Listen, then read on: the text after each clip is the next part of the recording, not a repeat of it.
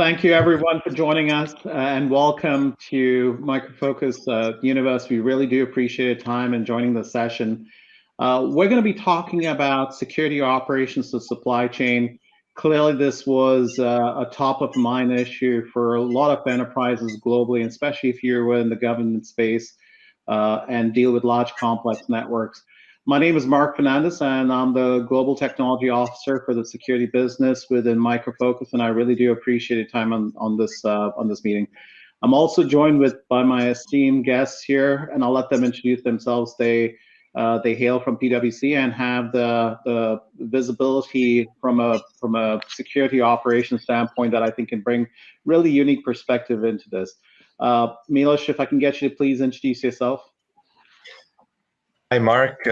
Milos Petrovic. I'm a partner out of PwC Canada. I run our national cyber as a service offering in Canada, and I come from Toronto. Thank you, Milos. Umang, if you can please introduce yourself as well. Absolutely, Mark. Thank you. It's a pleasure to be here. My name is Umang Handa. I'm a director with PwC in their cybersecurity practice. I have a couple of roles. I have a global role where I am part of the Global Impact Center. It's a virtual construct within PwC to help enable our different clients across the world with regards to subjects such as cyber analytics, advanced security operations, and obviously I do a lot of work in North America within the security operations space as well. So pleasure to be here. Yeah. Thank you, and we're really privileged to have the two of you. And just for the audience listening in, Umang and Milos have been in this space for over 15 years and come with a lot of credibility and experience in this space. So we really thank you for your time. So really today we're going to talk about digital supply chain and some of the complexities associated with this. For anyone who's interested, we issued Umang and Micro Focus released an article on CIO magazine around the risk of supply chain from a CISO point of view, and we're just going to unpack this. Milos, if I can ask you around your view around what happened in December with the Sunburst incident and what that means to your customers. Like, what are the top of mind concerns that a CISO has when they experience what they experienced? That's a great question, Mark. We've had a lot of clients come to us with similar types of questions, and initially it was how can we respond to this in a more timely fashion, followed by what can we do within our environments to see if we have been impacted, followed by what can you guys do for us to help us respond more quickly, and then followed by the final reaction, which is what can we do to fix this in the future. I would say that the key thing from consultants' perspective, from our perspective, is understanding that this is not something that can happen overnight. Understanding that we can do some things on the spot with some of the tools that are available to the consultants, but also working closely with the client to address the issue like this in a long run, to help provide some immediate relief in the form of, for example, threat intelligence that could be detected about the particular issue, and then followed by, conversations about how to make them more resilient in the long run. Thank you, Milos. Excellent perspective. Umang, so clearly the Sunburst incident was not necessarily about the platform being affected, but really about enterprise risk, because it was a systemic, I wouldn't say weakness, but attack surface that has wide, expansive kind of dimension of risk, right? And we talked about the expansive nature of the Sunburst issue in the CIO.com magazine. From your perspective, what would you say a board member would think about from a risk management standpoint related to what happened? What do they need to be concerned about? Yeah, I think you're absolutely right. The Sunburst issue that happened actually was a combination of a lot of different factors. It was not something that happened overnight, and the response was also something that although will be required immediately, but cannot be provided overnight. But from a board perspective, I think we had a number of executives who reached out and said, listen, we're preparing a strategy for the board, and we're preparing how we can respond to it. And they really had to kind of understand how can we actually respond to this right away? How can we actually secure it in the short run? And how can we run operations on an ongoing basis so that we are secured in the long run, right? So I think that was the key thing. If you think about like how do we actually bring these perspectives into a place where we can be assured that there's enough we are secured from end to end as it relates to the supply chain and so on and so forth. Some of the things that I would highlight from a board perspective that would be important is, were we affected immediately? Are any of our suppliers or is any of our suppliers in the supply chain affected? What is the exposure from a third-party risk perspective? And what is it that we can do about it? I mean, if these are the 4 questions that can be answered for them, I think that'll provide them some level of assurance. Mm-hmm. And just to sort of unpack that a little bit further, if a CISO were to provide an assurance level to the board, what kind of metrics or what kind of reporting would they strive to achieve? And I know we talked about this briefly in the article, but if you were to sort of guide a CISO on the type of assurance that needs to be provided to the board, what would that look like? Yeah, I think I touched upon this briefly, and I think we spoke about this in the article as well, Mark. It's really 3 phases. How do you respond to it right away, right? Where your objective is, can you respond to this global cyber incident in a proper and systematic manner so that we have the assurance that the business is aligned and it's moving forward. The second element is, can you secure us in the medium run, which is any adjacent risk can be secured arising from it, because as you know, that this was really one thing that had connected a number of different elements, which happened to be a supply chain, your third parties, etc. So what are the activities that need to happen from a assurance level perspective over the next, let's say, 90 days that will help really provide that secure view? And last but not the least, I think just to unpack this, after 90 days or 120 days, you will have to do this on an ongoing basis.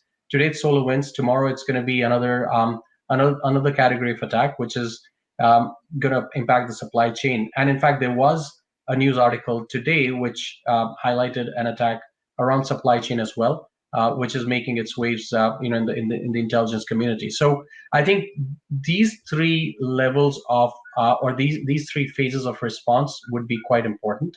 Now, what kind of assurance level, back to your question, that can be provided?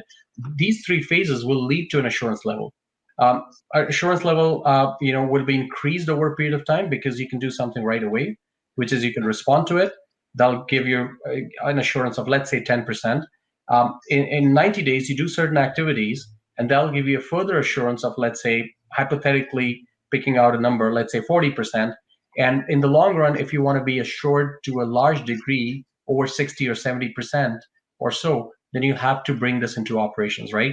I think we've spoken about that in the article too, but just to kind of talk about it a little bit, this was the assurance level that the organization can actually depend on to say, this is how I'm secured with regards to these threats going forward, right? How prepared we are effectively.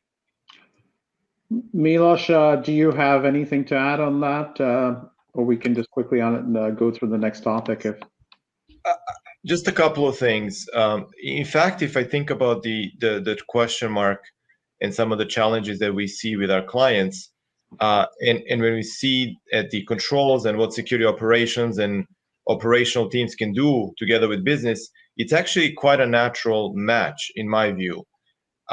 Security operations teams on the ground have the role to collect these observable indicators. They have the role to monitor and detect what's happening within the environments. Some of those mature ones have the ability to track some of these risks objectives and understand the attack surface that Umang and yourself were talking about, as well as understand some of the controls that the organizations have implemented within their realms. So if you combined all those and you actually start looking at these threats, in a fashion where you know about them before they happen, or at least have a preconceived notion because you are kind of understanding what could be happening when they happen, have the ability to kind of detect them faster and work with the business in a more effective fashion. I think it basically arrives to what you've been talking about in the CIO article, which is to be not just responsive, but also be better at how you deal with this in the future. Mm-hmm. Thank you, Milos, and great perspective. So we'll just kind of sort of go down at an abstraction level and now talk about security operations, in a little bit more detail here.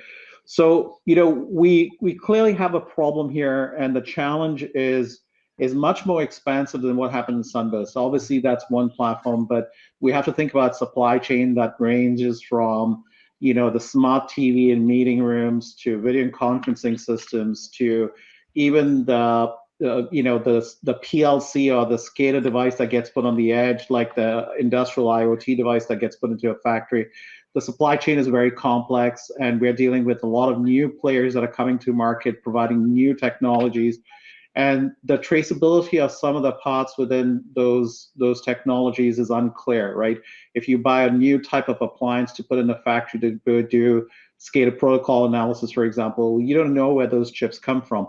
So let me ask you specifically, Umang, as it relates to software bill of material, and clearly we think it's bigger than software bill of material, it's digital bill of material, right?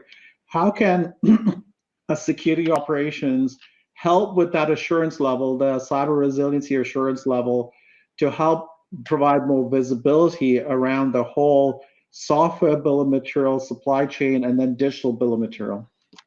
Yeah, and I think that's a great question. I think many people will think, this is something that can be handled by a compromise assessment. But if you look at it from a longer run perspective, to really increase your assurance level, you need to look at it a little bit holistically. Every software, Mark, you said it, every software piece that you're using, every digital bill of material you're using, it has components and it has code many times, which, is provided to you either as a black box or is developed, right, in a certain way. Now, as you're going through this, you want to ensure that there's adequate controls around that piece of code, or that piece of software or digital asset that can provide you the assurance that this is going through a certain rigor in terms of the cyber risk.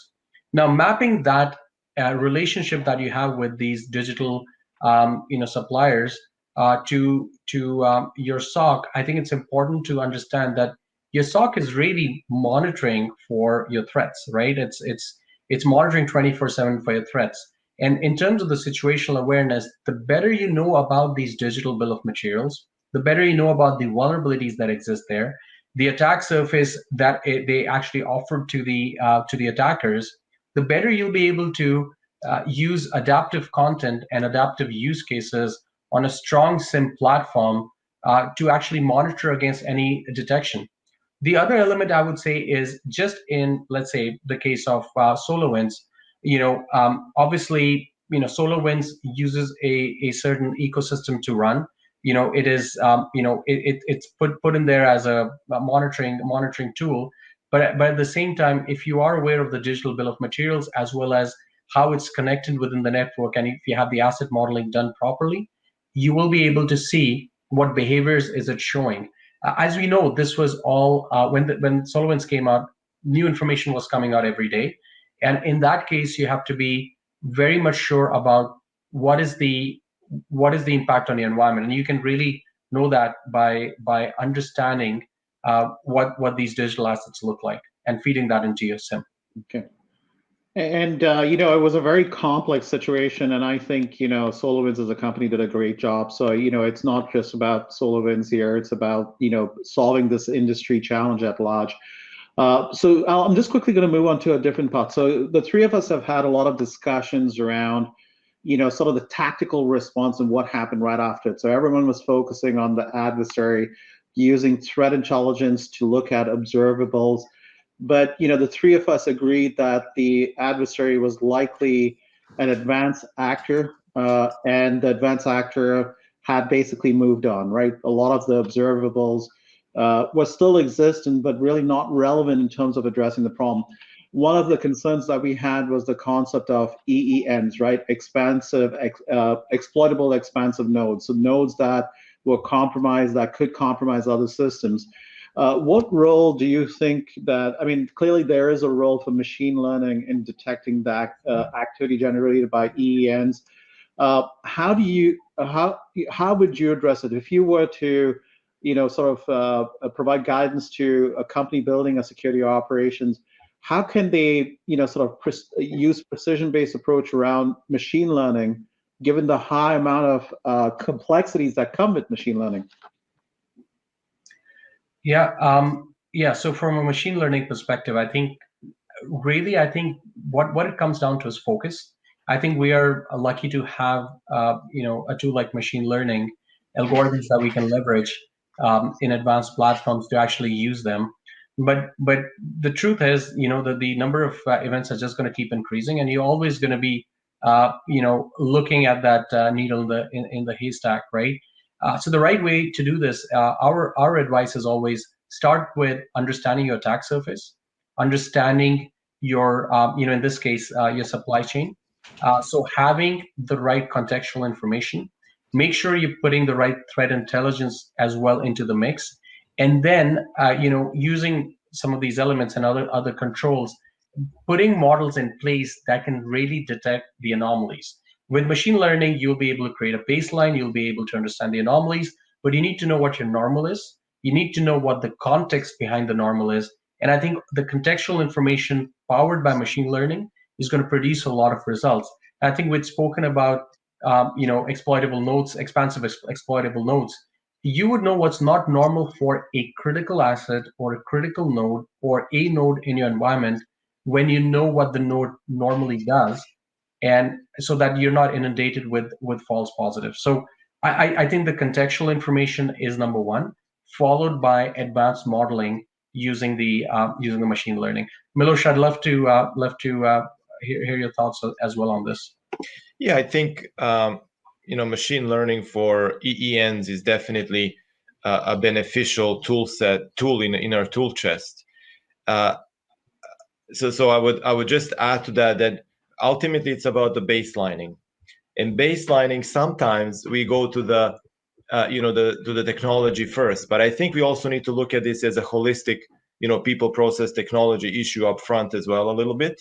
We need to do a bit of a better job with making connections between these different lines of business to get the context needed to set the the baseline models and then apply the machine learning on top. So if I was to say, once you take some of the technologies that we have currently, the requisite technologies, match that with the effective organizational setup and understanding of what integrations between the different units are, then you can start becoming more effective in detecting some of these things in the future. Milos, thank you so much for that perspective. I'll kind of follow the trail here around the sophistication of the adversary, right? And I'll connect this to the seismic transformation around the data center, right?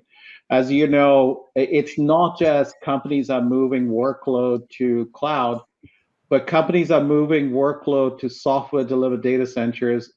They're moving networking to software-delivered networking. 5G is opening up new possibilities of doing edge-level processing, and the data centers effectively moving out to the edge from that standpoint. So there's a lot of real complexities that are coming to bear along with digital transformation. So they go hand in hand, right?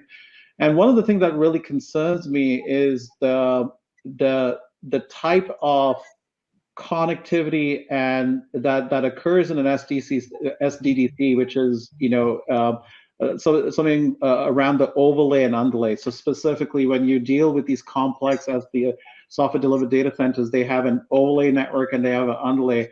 And the problem that SecOps have is the ability to deal with covert connections, covert channels, right? So if an adversary were to exploit an underlay network in the software delivered data center, a typical SecOps will not be able to see that. So what would you recommend for clients that are actually thinking about the whole SBOM and DBOM, digital bill of material, when really you're dealing with covert complications with this new type of network? Yeah, I think that's a loaded question, Mark. It's really I think there's not one answer to that. There's multiple ways to do this. I think one of the ways is obviously from a detect and response perspective. I'll talk about the detect mainly, but from that perspective, you have to control the connectivity, control the traffic through the access broker and so on. As we know, identity is the new perimeter in these cases, right? So that broker relationship with the cloud vendor that you have on the public clouds and all that, that's quite important. The other thing that is becoming a big need is obviously ensuring that you're able to do the content inspection inside the tunnel, right? As you know that there's basically things that you can see outside the tunnel, the traffic that you can see, but there's a traffic that is inside the tunnel, which includes and sometimes encrypted traffic, which obviously is a big challenge when you're looking at certain things and you're wondering like what data is going across. Does the security policy actually allow the data to go across, and what else is happening, right?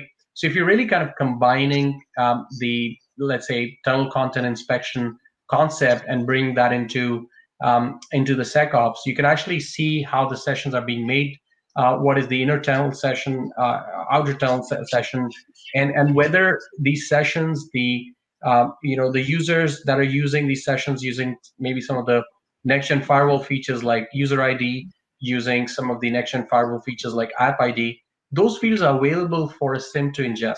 That content is also available for the SIEM to ingest. And normally using this data, you're able to see whether or not certain things are allowed or not allowed per your policy. Now, this in the context of obviously SolarWinds or Sunburst and the future such future events is quite important, because you're really looking at a content inspection from a tunnel perspective, and many times the data that is honing out is over an encrypted channel, and sometimes it's not. So I think that's quite important, and I think a good security operations center with good capability and a strong technical foundation can really look at these events from that perspective. Perhaps I can add a couple of things. The good thing is about all these cloud environments, Mark, and you're absolutely right. There is a big proliferation we are seeing across our clients. The good thing is that they also come with a number of sensors themselves, which allow you to look deeper into the information that traverses those environments. Whether it's the likes of APT, EDR, proprietary sensors that are deployed within those environments. They give you the information that you can use to then correlate it with the rest of the ecosystem that we discussed before. When you combine the two, basically that visibility within those environments and the ability such as machine learning tool sets that we discussed, the analytics tool sets, and some of the level setting baselining capabilities, then you become much more ubiquitous with these issues. Yeah, and sorry, I just want to add something. There's a lot of buzz going around on cloud native. I think everything can be cloud native or not. I mean, everything can be hosted on cloud. I mean, there's no question about it, and hence it becomes cloud native. But cloud native security is also becoming a buzzword. But what we've seen is having the right capabilities in place in the security operations center, having the right threat models in place, is what is really at the core of this, right? Miller spoke about advanced EDR solutions. There's NDR solutions. There's the content inspection on the tunnel. But at the end of the day, you have to ensure that your threat modeling is taking all that into consideration, whether it's on-prem or on the cloud. Having something just on the cloud, being cloud native, is just a part of it, hosting part of it, not really an effectiveness part of it.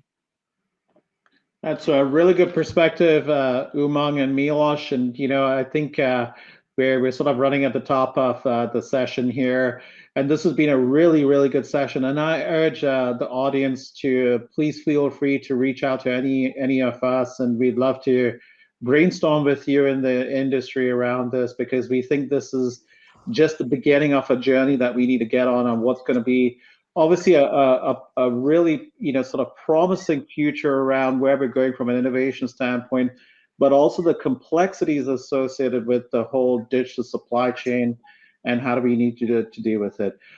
Milos, Umang, anything you want to sort of conclude the session on, and any sort of thoughts to wrap up the session here? I would start off by saying that you're not alone.